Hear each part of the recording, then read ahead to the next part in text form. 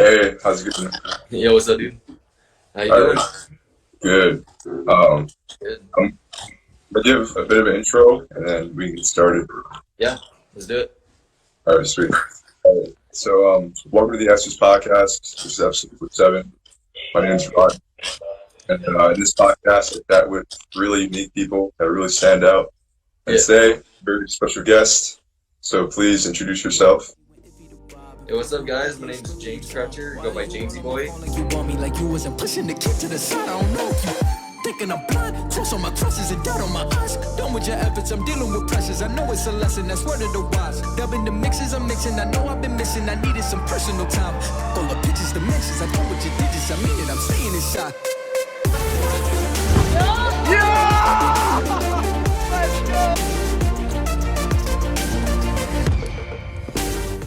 And pretty good introduction. I do flips, tricking, tumbling, all that stuff. Sweet. Yeah. How would you explain what you do to the average person? So it's kind of hard, but I have to do it a lot. I explain it as like almost like so. Do martial arts or like tricking, so like a lot of taekwondo kicks, twists, mixed along with the gymnastics, flips, and then kind of like tumbling style, and then a little bit of breakdancing stuff too. So I just explain it as like it's a lot of different things merged into one, but it's just kind of more than that too. It's like honestly, it's just everything. Like it's crazy. So it's just the craziest movements you can imagine, and then just people coming together and doing different styles, and then just expressing themselves through the movement. It's crazy. Just combine it all together. It's Yeah, one just thing. combine everything together, and then usually I try to do a little demo too, just to Oh yeah. let them know. Oh So, yeah. how long have you been tricking for?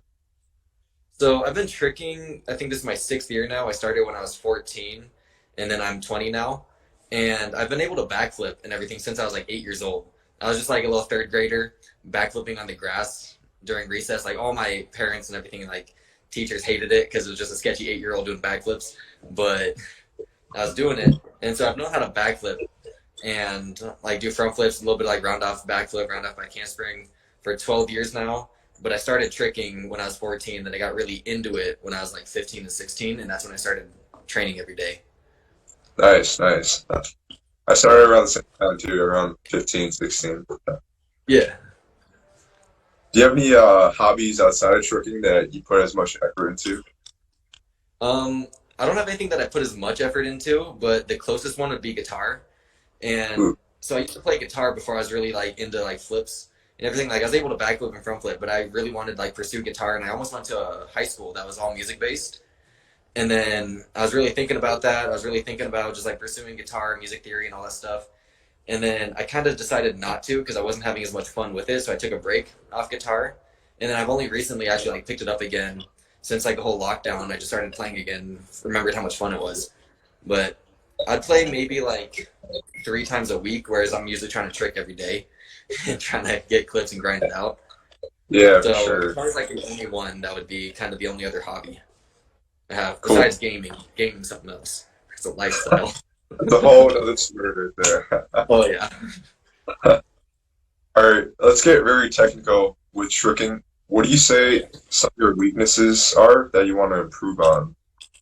So some of my weaknesses are definitely kicks, just because like I don't want to make excuses because there are no excuses. But I never did like taekwondo, martial arts, anything like that. I only wrestled. That's about it. So I never really had a background on kicking. So every time I tried to learn kicks, it was just me like watching videos. And that's kind of how I learned everything. Is I just watched videos and tried to copy it. But kicks was the hard one because like it was really hard to see the technique when kicking. So I just knew you had to like chamber in, get that leg in, kick it out, pointed toes. That's about all I knew. And so I still try to do that. And I don't have any like the big kicks yet. Like I want to, and I don't have like the cleanest kicks, but I can hug around a kick. So like I can cheat 9, cheat 10. I want to get like cheat 12s and like vanish 12s and all that stuff. It's just I got to work on the kicks a little bit more before I do that. And then something I can do, but it's not pretty, is jackknife. Like that's a trick that I've always wanted because, like, of course, seeing like Guthrie, Pinto, all those guys hitting jackknife, like that's an insane trick right there. I want to do that, but just the technique you have to use is just it's hard. So kicks are definitely my weak suit, and then I think a little bit of a weak suit too would be flow, because I'm more of like when I'm tricking, I go fast. I try to just like bust it out fast, and that's kind of my flow. Whereas like if I'm actually trying to like articulate every single movement, that's when it gets hard and like the flow gets choppy, and then it goes with kicks again. Like if I'm trying to like transition with a hook kick, I kind of end up swinging it around rather than like actually like chambering it in, spotting, and then extending it out. So I think a lot of it is just me taking like a little bit extra time working on the flow rather than just trying to huck everything around and get it super fast. Yeah, you want to like serve as much momentum for that last trick. Like you Yeah. want to set up for it and stuff like that. Yeah. Yeah, man, kicks are hard because you gotta have good posture and like know when to like contract and extend your leg. It's insane. Much mad respect to Crutcher and like all those guys. Oh yeah, it's insane. Like the amount of time and effort they put into every single thing they do is insane to me. And it's like something I aspire to do. It's hard to find motivation a lot because like I've been having a lot of solo sessions, so it's just kind of me working on whatever I want to work on versus the things I know I need to work on. Yeah. So it's like I'll just work on like, hey, I'm gonna just hit some twisting stuff on floor. Whereas like if I have like other tricker friends, like they're doing kicks, like, you know what, I'm gonna work on my kicks right now. So it's like I need that person to motivate me to work on the things I need to. Yeah, for sure. Yeah.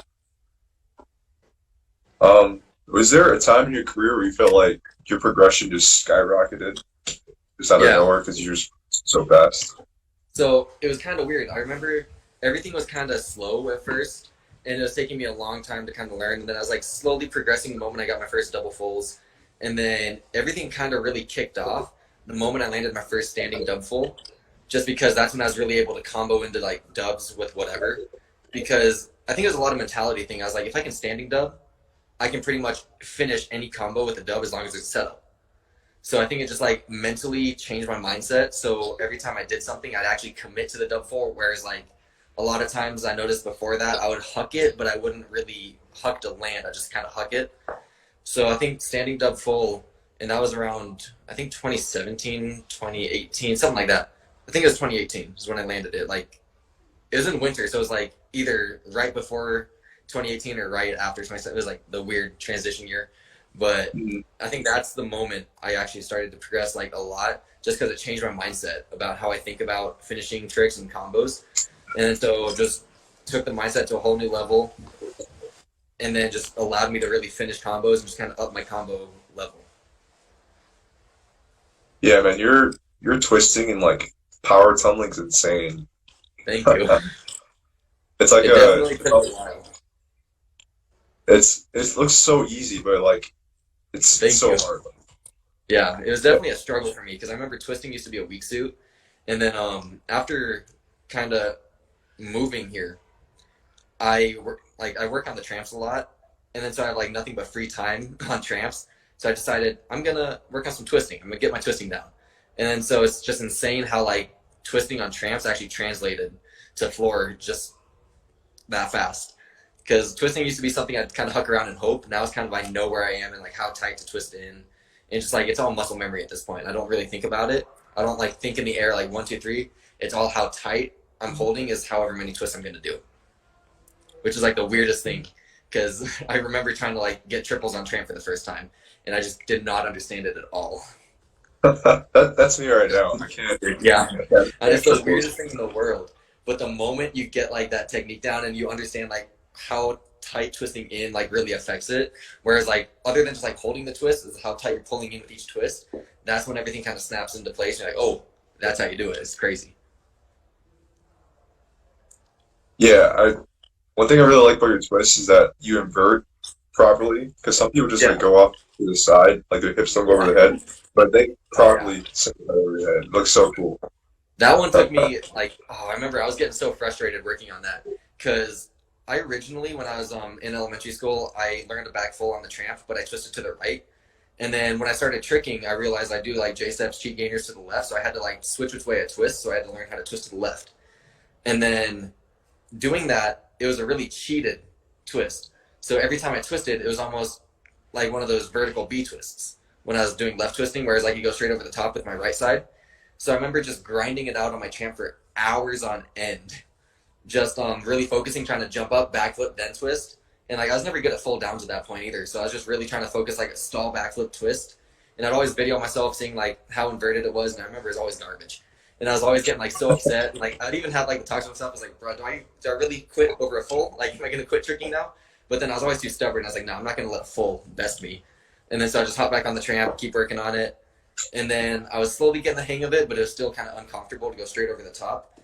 And then it honestly wasn't until like right before I moved and then moving that I kind of like really learned how to set up and then start twisting. And then that just, it changed the game because I was able to set up and then snap really fast into a twist.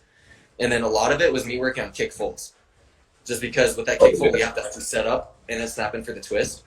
And then I realized it's the same deal just without the kick, just set up and twist. So that's something that I am so proud of myself, honestly, that I fixed my twisting because I still have some of those old videos. I had the most atrocious twisting in the game. It was bad. Like I remember some of my first standing dubs were like that standing just vert. And yeah, so now it's like I'm so happy I changed that inversion. Now I can twist almost not on every axis, but I can twist like upright and kind of like switch it however I want to go.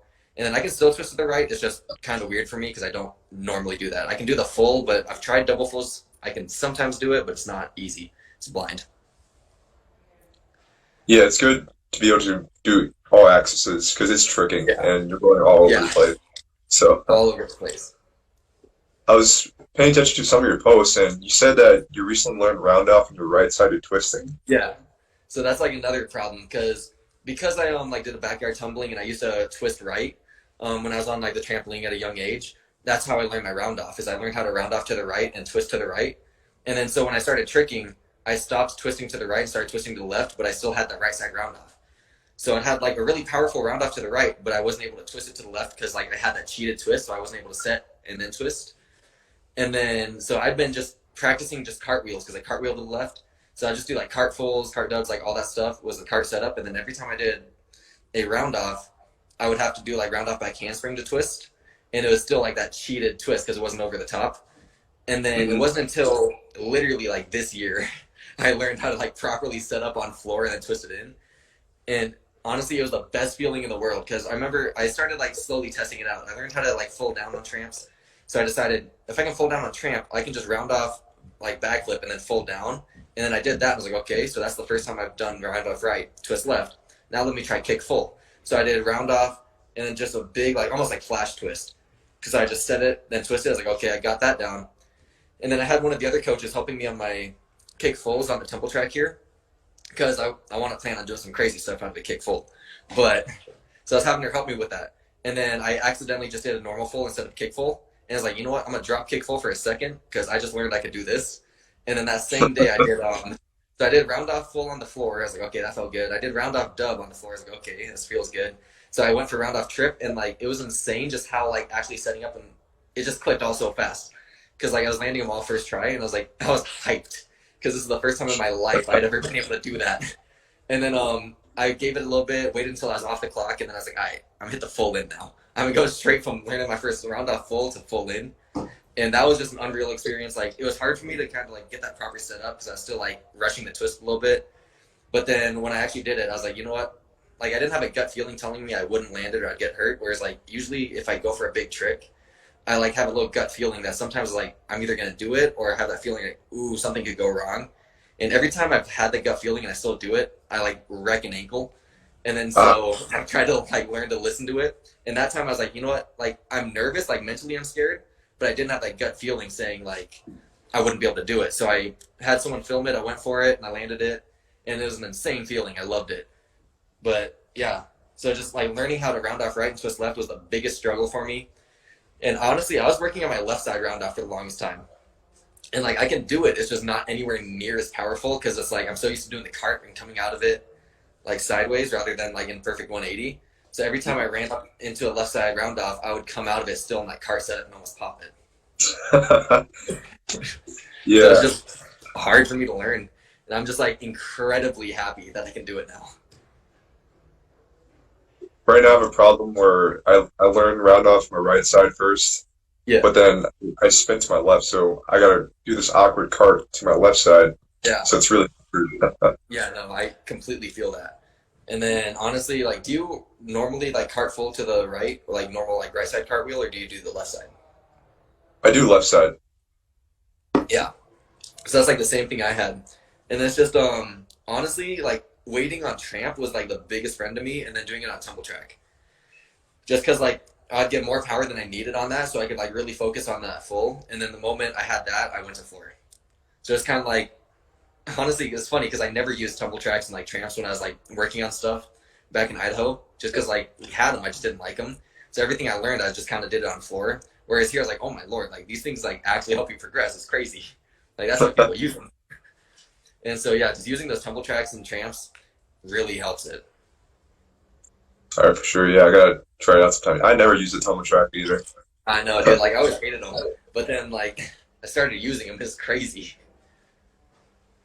I'll just be really fair that I might hyperextend my knee because I'm not used to it. Yeah. No, I get that. All right, so from your move to Idaho to Utah, how was that move for you both as an adult and then as a tricker? How has that changed? Yeah. So as an adult, that move, like I was excited, but I was super nervous too because it was my first time. Like I did living in Idaho at my parents' house, working at an old gymnastics gym, and then my roommate and I, we both worked at the same gymnastics gym. We taught parkour there. I taught some tumbling, and then we heard that Woodward was opening up, and then I decided, like he said, hey, you want to put in an application? And I thought, you know what? Might as well. If I get the job, I get the job. If I don't, I don't. It's all good. And then he got the job like a week before I did. And then I just kind of like got told, hey, you got the job. You're going to be moving to Utah in a week. And I was like, oh, I got a week to move. So it was like a really stressful point in my life because like I was literally leaving my work. Like I had 2 jobs at that point. So I was leaving both the gyms I was working at and then trying to like drive to Utah one weekend, find an apartment, get that apartment, move all my stuff in, and then pretty much just move on to Utah. And I remember, so the first day I had of work was November 22nd, and I remember this because that was the day I flew into LA for Jam Gathering. So I had to call my managers like, hey, I know this is like, I'm moving to Utah for this job. This is going to be my first day of work, but I got this huge competition I'm going to, so I can't make it. And then like, honestly, I love this place. They were super understanding. It's like, yeah, 100%. Like, whenever you get back, just go ahead and let us know and like, go ahead and be ready for your first day. So that made it a lot easier for me. But like, as an adult, it was just like super stressful because it was the first time I'd even moved out of the house and I was just straight up moving to a new state with like a week's notice. And like, I had Jam Gathering I was going to. So it's like, I literally flew to LA and then flew straight back to Idaho and then drove to Utah. So it's just like a crazy experience. And then moving to Utah as a tricker, that changed the game because there's a lot of like homies I had in Idaho that I tricked with, but there's like not a lot of people that pushed me to do a lot of stuff. Because honestly, I'm watching all these guys post in Idaho. They're killing it, but they're kind of working on dubs, kind of like comboing into dubs, whereas like I was trying to get my triples and dubs. So it's like there's a little bit of a level difference. And then moving here, I have like all the Triceratops homies. I got my boy Nico and McCoy, and they have pushed me so much because like I would go there. I remember my cork swing was atrocious. And then McCoy can cork swing all day. He can cork swing the dub. He's got like dubs, triple corks, all that stuff. So like training with him just pushed me to be better, and he like really pushed me to like work on my twisting too and just swing throughs. So like moving here was probably one of the best things I could have done for tricking, just because like it was another way to push myself to do stuff again. And then just honestly, it felt really good because almost every session felt like a gathering. Whereas like a lot of times I would just be at like the open gym session in Idaho and then just kind of put AirPods in, set up my tripod and just trick and not really have like a lot of people with me. Whereas here it's like, you know, you got everyone around you, you just have the hype of everyone. And honestly, it's just the best feeling ever. So I'm super grateful I did it. And then honestly, having McCoy here in Utah was another big reason I moved because I was super nervous. It's like, I don't know anyone in Utah. I'm just going to know the one roommate I have moving here. But then I was like, you know, I got McCoy, I got Nico, I met them at Triceratops, and then I met McCoy at Neo 7. But him and I had known each other a little bit longer than that. We'd been playing like honestly Fortnite together on Xbox for a while. And like one day I was like, yo, I'm moving to Utah. And then so it was like a super hype moment, and I was so happy to finally like train with him. But yeah. What do you teach at Woodward as a coach? Or how does that work? All right. So a lot of what I do is I'm just kind of supervising like open gym sessions, and then if like anyone needs help with something, I teach them and like help them out. So I get like a variety of like I'll teach like cheerleaders, gymnasts, and like some skiers stuff, and then some trickers, parkour athletes, all that stuff. So that's when it like comes in super handy to know how to like go from every axis. But I do teach classes here too, and a lot of it is I'll do like tumbling privates and like parkour classes, and occasionally I'll actually get like a tricking lesson, which is awesome. It's just kind of hard because like tricking's still a little bit like underground, so not a lot of people come in knowing it. But when I do, it's insane.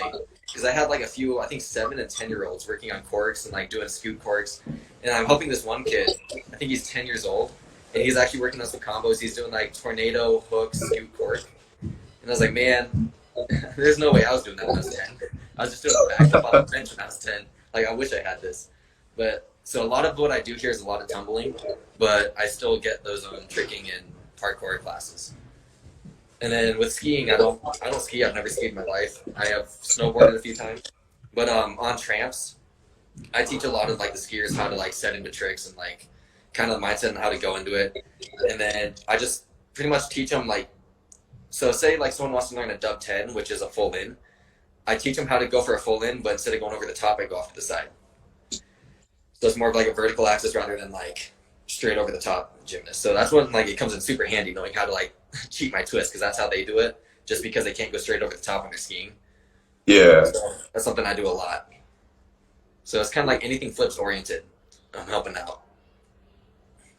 That's so dope. Like that facility, that iconic red floor I always see you on, looks so Oh yeah, I love it. amazing. Like it's crazy because you can spot the red floor so fast because it's just such a bright, like distinctive red floor. Like it's right there, so you know when to open up. Whereas like I've been on other floors too. Like I've been on that black floor, not Trickceratops, Tricktober. And I've been on a few other black floors like purple, blue, green, and like they're all good. But I noticed black floor is a little bit harder to spot on. It's not terrible, but it's just like that millisecond difference. Whereas the red floor is just like it's right there. You can see it. And I just love that because like for swing turns and everything and like twisting, it feels so good. It's also like I don't want to say one of the best floors I've been on, but it's super responsive. So like you can really punch into it and it's gonna rebound you up. You can like swing throughs and like swing throughs just feel effortless. Whereas like I've definitely been on other floors where you got to work for it. Yeah. I've been on a spring floor where it's like the same color of the ceiling, so Yeah. it really throws me off when I'm doing like backhand springs or like any combos. I feel that. Yeah. All right, so when was your first? Because you're always doing double flips. So when was your first Yeah. double back on the ground? So I remember this date. It was September 22nd, 2018. And then so yeah, that's like actually it might have been 2017. I'm forgetting now. Dude, time flies by. But I remember it's September 22nd. But because I remember I've been doing double backflips for a while because I hucked my first one on tramp. And then I was like, you know what, that's pretty easy. And then a month later, I was hucking them on ground, but it took me months before I landed it because I was always either like making it to my knees or like I'd land on my feet and roll backwards. And then I had that one session where I put the pads down, I went round off, just dub back, and I landed it, and it was the most insane moment of my life. And then I remember from there I was hooked. I was doing dub backs like every single day, pretty much with the pad. And then one session, I just decided, you know what? I landed my first dub full on grass that same day. And then I got to the gym session. I was like, you know what? I'm going to hit my first dub back without a pad today. And then I remember the setup was literally punch front, round off, dub back. Because like that was my strong suit. I didn't know why, but the punch front helped everything for it. So that's just what I did. And I remember I was terrified going into this. But like I had a bunch of people egging me on. They're like, you got this, you got this. And then I just went for it. I landed it. And the biggest adrenaline rush ever. I felt so cool. And then like ever since then, I was trying to do dub backs almost every day or every session I went to. And like I wouldn't normally do 2. I would try to do 1 and then call it good. And so I was just trying to grind out dub backs so I knew how they felt. And then I've had like honestly such weird things with dub backs. Like I originally when I learned it was undertucking them. And then I switched to overtuck for a little while. And then so it was like for a year or 2, I was doing overtuck dub backs and then I'm back onto that undertuck grind. I don't really know why. I just switch up which tuck I do sometimes. And then yeah, I've done like a bunch of different setups, like because it used to be punch front round off dub back was my go-to, and then I was doing just round off dub backs. Then I was doing round off back handspring dub backs was my setup, and then now I'm back on just that round off dub back. But there's a lot of other like tumbling passes I've done into them, but it's like whichever one feels comfortable. Just depends on what time of the year it is. I don't know why, but Yeah, you just gotta feel it out. I know. So the dub back was a game changer because that just brought my like mental capacity to like a new level. Like it took away a lot of fear of stuff, just like knowing like how it feels to go upside down twice, and it kind of like unlocked the door for like other double flips too. Would you say that's your proudest moment of all your Honestly, tricks? I think so. The first time I did dub back on grass, I feel like is the proudest moment of like my life because I remember when in elementary school when I was looking up the YouTube tutorials on how to backflip, I would see like gymnastics like I was watching a lot of gymnastics routines and like a lot of Olympic stuff, and I'd watch them do dub backs, and I was thinking that's the most insane thing I've ever seen. Like 2 flips in the air, and then I'd watch like people do it on grass on YouTube, and I was like, bro, I want to do that. Like one day in my life, I would love to do that because like you don't need anything. You just did a round off double backflip on grass. Like you did 2 flips on grass. It was the craziest thing in like the world to me. So when I did it for the first time, it just felt like a dream come true. And then that session was weird because I remember I got my wisdom teeth taken out. So I was out of tricking for like 2 weeks. And then the first session back, I was just sessioning on grass. I was getting like a few swing dub combos. And I was like, you know what? Like everything's feeling good. I'm feeling pretty good, rested. I said it like a few times. I think I said it twice. And then I was like, you know what? I'm doing it. So I called my boy Wyatt. I was like, yo, Wyatt, you got to get down to the park. I'm going to dub back on grass right now. And then so he drove to the park, and then I did one more set and then had him film it. And I just went round off. I can't spring dub back and landed it. And it was the craziest feeling ever. Like, I was so happy. Yeah, awesome, dude. Yeah, Yeah. I'm too scared to do any double flips because I broke my neck doing it. Dude, they're terrifying. Like, I don't even think I use the foam pit too much just because I hated, like, timing around off into the foam pit. Like, I did it a few times, but I honestly, I remember how it went down. I did standing dub back on tramp, and I was like, I can do a really low dub back on tramp, and I can do a really high round off backflip on floor. If I just commit all the same, I'm gonna make it over super easy. And honestly, like making it over is the hardest thing. The moment you can make it over, like landing it isn't much different than on tramp. It's just the commitment's the biggest thing. All right, so you do a lot of power moves. You do a lot of tricking that causes like imbalances, and sore muscles. Like, do you Oh keep yeah. yourself? Do you keep yourself in maintenance? Like, do you work out? Do you stretch or? So I used to work out a lot. I'd go to the gym pretty frequently, like an hour a day, and then I kind of stopped once I moved to Utah just because I didn't have a gym membership. So I just try to stretch, and then I still try to do like body workouts and everything. But the biggest thing is like I've been neglecting it too, and like I'm feeling it because like I'll get super sore after a session. But I used to try to stretch before and after a session, and then just like doing body workouts. Like for my calves, I would do like 100 jumps off my toes on one leg, and then 100 jumps off the other toes on like the other leg, and I do that like 3 times just to work on like my calf strength. And then that definitely helps for like punches and everything that I do. And just stretching helps a lot. And that's like the stretching beforehand so you don't like pull something, and stretching after for the cool down so everything's good. And then honestly, the biggest thing is just taking rest days. So it's like I'll go super hard and then just like not do anything for like a day or two, just like rest up and then go back into it. So just taking those rest days helps. And then I don't do much else besides that. Like I'll take Epsom salt baths if I need to. I don't really like ice or anything. I think a lot of it is just like genetically everything works for me, which I love. Like no complaints there. I haven't had like any like terrible injuries. Like the only ones I've had is like mainly ankles. I pulled a hip flexor, and that one like was hurting for 6 months. And then I think like the worst injuries are like something I did to my knee and my lower back at like 2 different times. But it was like I literally just got done with my lower back one because I was going for triple corks, and like I almost landed once. I was like, all right, next one's it. And it was like a weird, I land, but then my feet slipped, so my back just kind of like hyperextended a little bit. And then so like pulled something in there, and I think I pinched a nerve too. Because for the longest time, my lower back, like I couldn't even do like a flash kick, whip, anything arching my back. It just hurt too much. And then so that took months to heal. And then as soon as that was feeling good and I was able to do stuff again, I was trying like one stupid trick on the tramp. It was like it was a full, but you're like grabbing your legs weird like a stretch. And then like I was just doing something weird, trying to do something steezy. I landed on the tramp and just messed up my knee. And like I had someone look at it. He said like I pulled one of the muscles like right. So like one of the lower quad muscles right above the kneecap. He said I pulled one of them, so it was like it hurt too much for me to even squat down or anything. So I was just kind of like straight leg walking for a month, and then that finally healed up. And then after that, I haven't gotten hurt since. I'm trying to really keep that going because, oh, dude, I hate being injured. Like it's the worst. Yeah, I have like sciatica right now on my lower back, so I've been injured for like Yeah, 4 months. And it just sucks because tricking's all about being consistent and yeah, like training all the time. So I know. So like the lower back one was definitely the worst one for me, just because like even just like sitting down and then kind of moving forward, I was like, oh, the lower back is so sore after that. And then just kind of like bending down, anything like the muscles are just super sore. Like 100% pulled everything. But then like I think I did something to my actual like spine too, which is like I think I pinched a nerve with it. I went to the chiropractor and like we fixed it. I can still sometimes feel like it's like tiny bit of soreness, but it's not bad. But that one just sucked because like I wasn't able to do much. Like even just doing a backflip, anything like involving that lower back just hurt.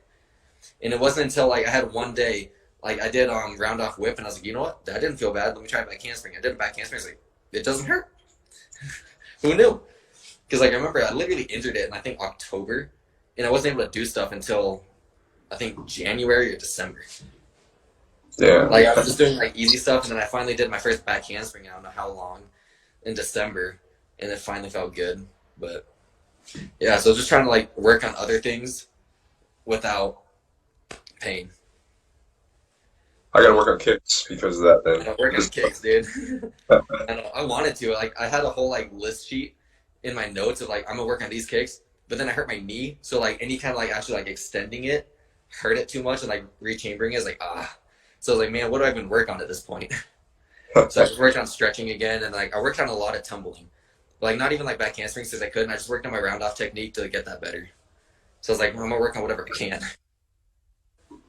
But so that's something. So what are some of your favorite gatherings have you ever been to? Dude, this one's a hard one because like every like gathering I've been to has been awesome, super fun, and it's just like so they have different like vibes. Like Neo 7 was the first like tricking gathering I've been to, and it was just insane. I loved it. It was an experience and a half. Like it was crazy because people like literally hype you up over everything, and I loved it. Like I landed my first double swing dub at Neo 7, and like it was the most hype experience. That's the first time I had everyone like literally crowd around me. Like it was an unreal feeling. And then so Neo 7 was definitely one. I feel like I would have had a better time, but I like broke my toe trying something on the first day. So the next like 2 days I wasn't able to do much. So I feel like Neo 7 would have been it if I didn't get injured. And then Tricktober was like by far one of my favorite gatherings, I think. Just because like it was such a homey gathering. Like you hung out with pretty much everyone in the day at like one of the houses, and then you went home. I mean not home, you went to the session, everyone just sessioned for hours, just going off. You had Ethan Turner, of course, there just killing it, doing stuff. You had Kyle Skelly there, and finally like you got to talk to him because I'd met him before at FlipCon, but him and I didn't really talk. It wasn't until that actual gathering him and I talked a little bit. And then, you know, of course, like everyone sessions together, you have a blast, and then you all just go back to one of the houses and party. And oh, it was so fun. I remember just going like back to Ashley's house, and she had like, of course, like a huge house, and then just partying, and then like she had 8 golden retrievers or something. And greeting you, walk into the door. Like that was the best thing ever. I walk in, I was like, bro, there's 8 dogs here. Like you guys can party. I'm gonna sit with these dogs for an hour, dude. Like I have to. And then I think other gatherings is like another top one would have been Jam. Jam was definitely like super fun just because like I love hanging out with all the Cali people. And then it was insane meeting all those like high level trickers. Because of course I met Guthrie at Neo, but seeing Guthrie, Pinto, literally Shosei, Zen, Johan, like all those big name people that you watch samplers of, you actually saw them in person doing some of the craziest things in the world. It's like, bro, what do you mean? So that was just like unreal to be there. And then, yeah, no, jam gathering was super fun. It's so hard to know which one's like favorite, but I think Tricktober, I'd have to pick favorite, jam gathering, and then Neo. And then I'm trying to think what other gatherings I've been to. I went to Unleashed in Chicago, like Andrew Court's competition. And then I went to CTG, which is a Colorado gathering, is a little bit smaller of one. And then I think besides those, I went to like the Bend Meet, which is like a kind of a flipping gathering in Oregon, FlipCon, Gravalanche, which are other like flipping ones, not necessarily tricking. And I think that's it. I think so. Yeah. But I was actually at Tricktoberfest for one day, and it was pretty cool. But yeah. I was gonna say, I thought like you were at Tricktober. But yeah, it was super fun. It's fun doing the battles. Because I remember that was my first time battling, and I just battled McCoy. So I was like, bro, I'm just gonna be homies about it. Like, we're just gonna do whatever. And then it was like, yeah, because we were both kind of tired and sore. So we're like, we're just gonna battle. Whatever happens, happens. And then I remember like he said he didn't want a triple full, and I was like, bro, I don't want a triple full. Because like that was at the time, like I knew how to cart trip, but it wasn't comfortable. So my best trip setup was master scoot. And he was like, all right, if one of us trips in the battle, the other one has to trip to follow it up. I was like, you know what, okay.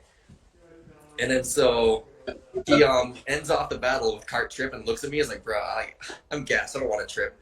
And then I went for it, just slammed on my side. He won the battle. I was like, you know what? I honored it. I tripped because you tripped, but did me like that.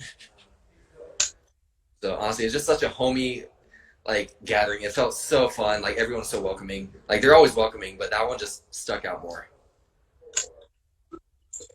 Who are some tricking athletes you study? Like, So I studied Kyle Skelly a lot. Because I remember when I started out tricking, one of my friends, his name's Aladdin, he's the guy that actually got me into it.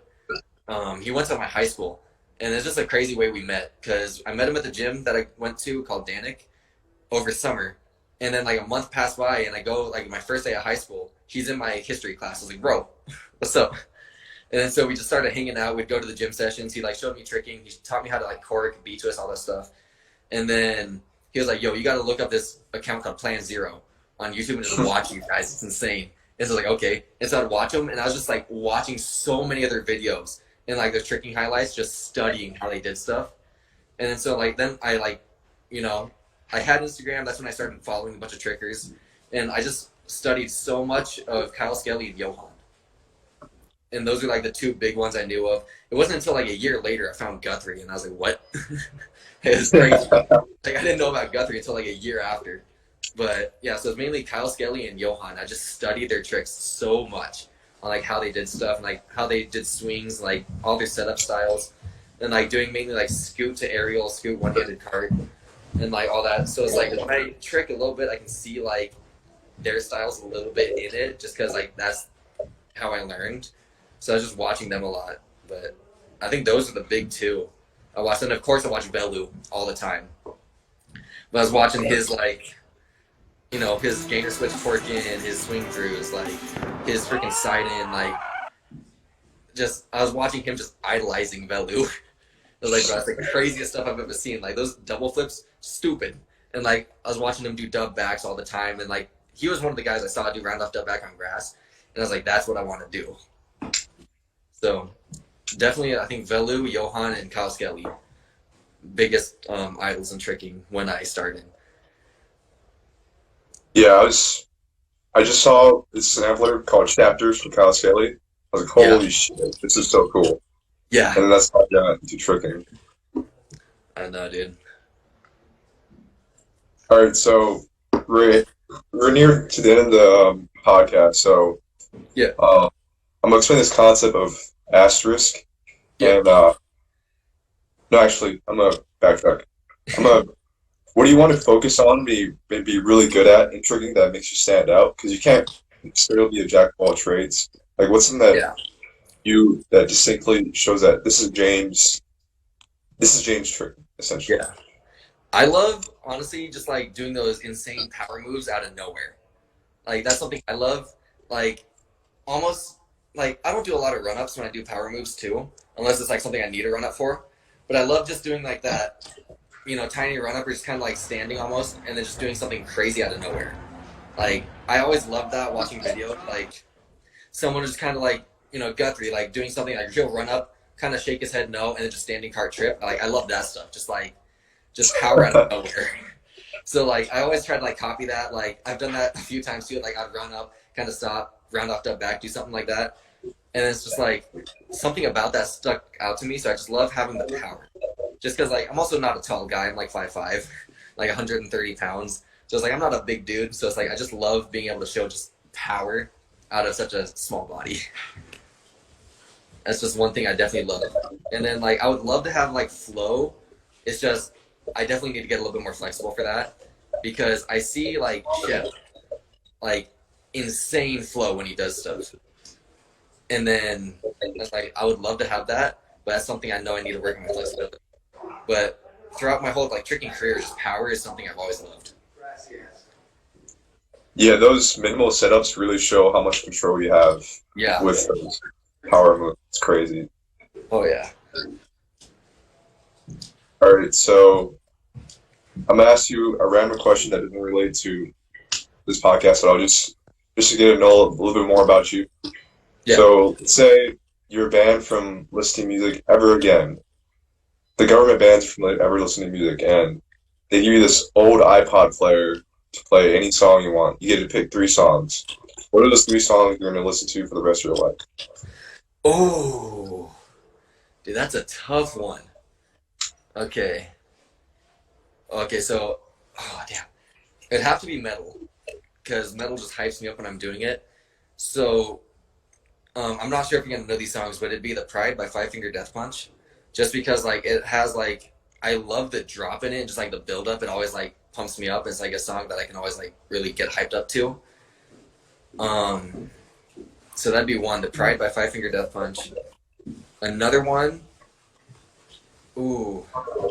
might be Waking the Demon by Bullet for My Valentine. Because I love that song. That's like one of the first songs I learned how to play like fully on guitar. So that's a song I love and always hypes me up. And then third song, final song. Ooh, this is hard. This is really hard.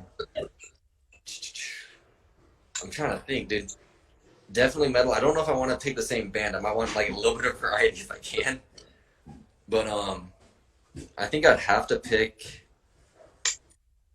Honestly, this one's like heavy, but it's You Only Live Once by Suicide Silence. So that was like just all screaming in it, but like it hypes me up like nothing else. Just cause like it has like one of those like kind of not slow intros, but it's kind of building up and it just drops. So like that's something like if I'm listening to that and then the session's like, here's when I'm about to go off. And I feel like those like The Pride by Five Finger Death Punch, Waking the Demon by Bullet for My Valentine, and then You Only Live Once by Suicide Silence. Those 3 songs. Dude. Oh wait. All right. Your last 2 questions of the podcast. So this first one is, where do you see yourself in the future of tricking?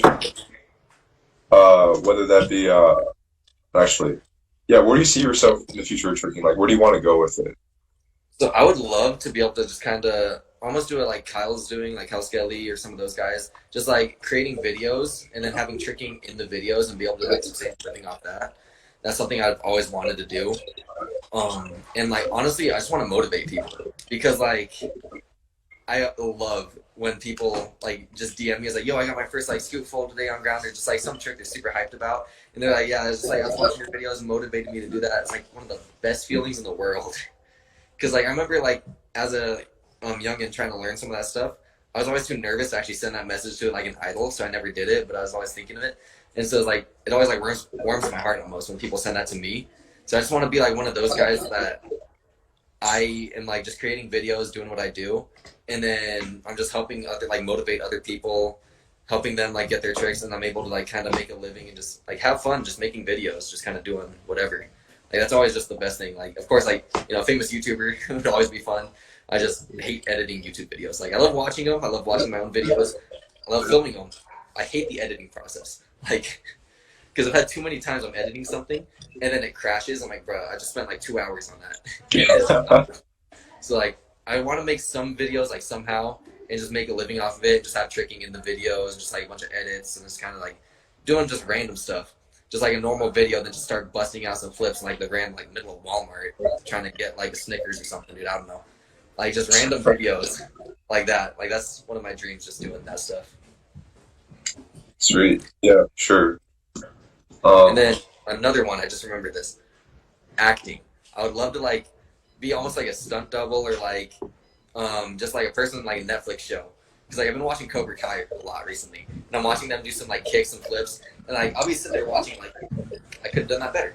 Like, and, like I'll just be sitting there thinking like, bro, why aren't I in this? And like I feel like being on like on a TV show or something would be super fun. And then like I could definitely do it. I could stunt my own stuff. Like kick wise, I don't have that definitely unlocked, but like they were just doing like tornado kicks. I got that. But I didn't see a single box cutter in that show. I was like, bro, I could have box cuttered right there. Would have been insane. So like I've always wanted to just be on TV too. Just another thing. So creating videos, being on TV. I'd love it. Yes, I was watching Captain America, Civil War, and Captain America gets all webbed up from Spider-Man. He does a cork. Yeah. Like somebody can do a cork a lot better than that. I know, yeah. All right, so where do you see yourself in 5 years, and then where do you see yourself in 10 years? Ooh. So in 5 years, this is hard. So in 5 years, I might still be in Utah, just kind of like trying to figure stuff out, trying to just honestly figure out which direction I want to go with stuff. I would love to either be in like California or Colorado. It's just kind of hard to pick, but I'd love to like start doing some acting stuff and just trying to be like, background person in shows or like even stunt double. In 10 years, I would love to just like have my own house, have my own place to live, hopefully in like California, somewhere warm, because I am not a fan of the cold. So I don't really know why I moved to Utah. But somewhere warm and just have like a steady job off of doing something I love. And then I would just love, honestly, being on TV. It'd be awesome. But yeah, just hopefully steady job, still tricking. I don't know if it'd be to the same like capabilities of what I have now, because 10 years, I'm going to be 30. So I'm going to be a little bit older. But hopefully still tricking a lot. 5 years, definitely still want to be tricking. I want to be like peak at 5 years, because I want to just keep getting better. And then in the 10-year span, I don't think I could actually like keep up with all the power moves. So that's when I'd want to like switch to flow style and slowly just kind of work on getting everything clean. And then just have fun doing whatever job I have, just loving living life and just keeping it easy, and hopefully have a smoothie every morning. Awesome. Wake up with a nice fruit smoothie. Yep, sure. That'd be awesome. Yeah. Alex Hunter, I think that's what he's doing right now. Like, he used to do a bunch of power tricks, and now he's just doing like crazy. I know, yeah, it's crazy. I watched one of his like samplers that he made, and then just like I didn't realize the amount of power that guy had. Like, he's done some crazy double flip setups. Like, that's something I've always wanted to do. Is like I've always wanted to do like almost like aerial punch or like just granny punch dub back. So it's like almost just like that round off no hands dub back. I've thought about it. I've said it. I don't understand how they get the power, because like I have nowhere near enough power to dub back out of that. So it's like it's something I want to work on, because I can do it on a tumble track. Actually moving it to floor, I never know if I want to like punch for the like aerial, or like actually go aerial punch like that, or just like boom boom. It's hard to know, but it's something I've always wanted to do. I see people do it. It's like, oh, it doesn't look that hard. No, that's the hardest thing in the world. Like, what? It's crazy. But yeah. So this is the podcast. Thanks for being on, man. Yeah, of course. Thanks for having me. Yeah, it's really cool to hear your perspective about tricking and your journey. So, yeah. Oh yeah, dude. So wait, you're on break right now? Yeah. Okay. How long's your break? Honestly, like it's usually like 30 minutes, but I picked a good time because like the sessions, how they work is like they're an hour and a half long, and then there's like a 30-minute cleanup. So like I started it with 30 minutes left in the session, so I just have the 30 minutes cleanup now, which is like the other coaches are doing that. So I pretty much just had an hour-long break. Oh, sweet. Yeah. So that's the other thing I love about this job is like it's super easy for me to like find time to do stuff and like get time off because all the managers understand that it's like we're athletes here and like we have other stuff going on, so they're like super accommodating with that stuff. Yeah, training at any Woodward's pretty expensive, and like you can just just do it for free. Yeah, and like I'm gonna be real, like some of the managers think it's funny too. Like I'll literally be like working. And it'll be like a super dead session, and I'll just like have a kid like ask me to do stuff. I was like, "Yo, actually, if you want to film me, I can do some crazy stuff for you." And the kid's like, "Oh, I'd love to." And then so like I'll literally just like be at work getting paid to like have kids film Instagram videos for me.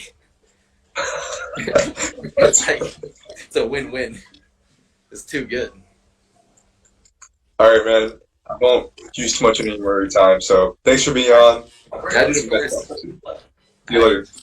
Peace out, my man.